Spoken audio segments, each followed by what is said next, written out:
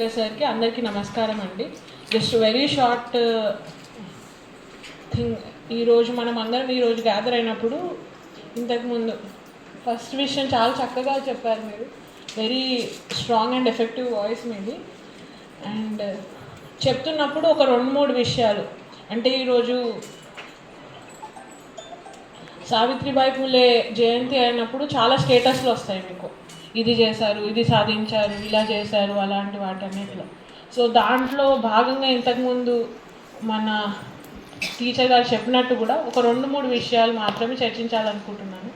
ఒకటి, ఒక మంచి సంకల్పం.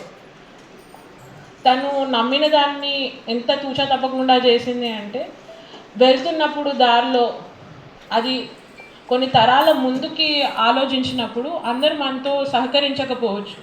ఎందుకంటే మన ఆలోచన ప్రతి ఒక్కరూ ఒప్పుకోవాలని లేదు, అర్థం చేసుకోవాలని కూడా లేదు.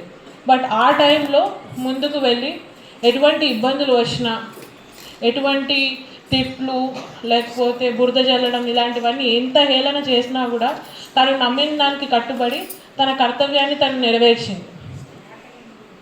అది మనం నేర్చుకోవాల్సిన గొప్ప గుణపాఠం జీవితంలో.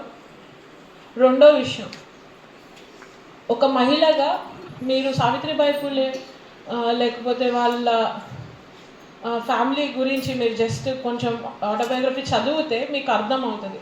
ఇద్దరు 9 ఏళ్ల వయసులో పెళ్లి చేసుకొని ఒక ఇంటికి వెళ్ళినప్పుడు ఆ కాలంలో చదువు అంటే నాకు ఇష్టం ఉంది, నేను చదువుకోవాలనుకుంటున్నాను